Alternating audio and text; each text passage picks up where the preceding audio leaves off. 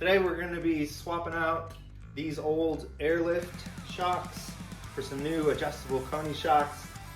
Since putting the air ride suspension on there, it has been riding very harshly. So hopefully this will help soften it up a bit. So we're going to knock it out. Before we drop the shock, I'm going to put a little bit of pressure on that lower A-arm so it doesn't just fall out on you. We're going to start by taking off this large bolt here. Sometimes it could be a little stubborn.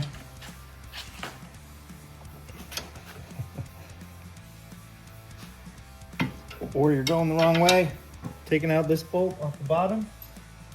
Now we'll do the two top bolts. They're kind of tucked in here behind the fender liner. Just so happen to be the same size as the lug nuts.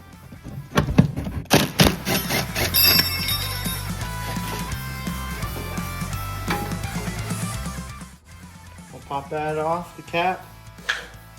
Now we'll take this nut, release it, drop the shock. I'm gonna pop this in the vise, and since we're not using this anymore, we'll put the impact on it.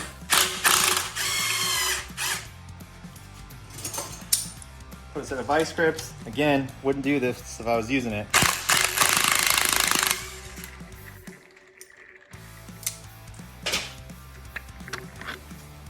Since these are adjustable shocks, we're going to adjust them to the softest dampening for our baseline.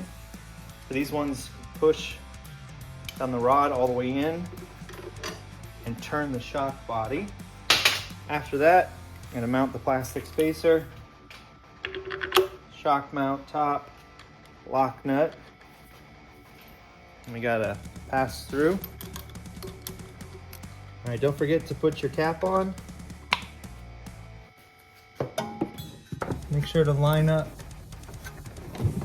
the bolts with holes and be very careful not to strip it out. Finger tight, and then we'll hit them with the impact.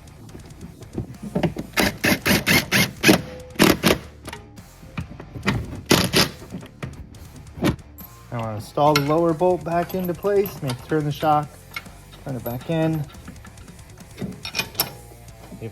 Got the new shock all installed. It's pretty easy.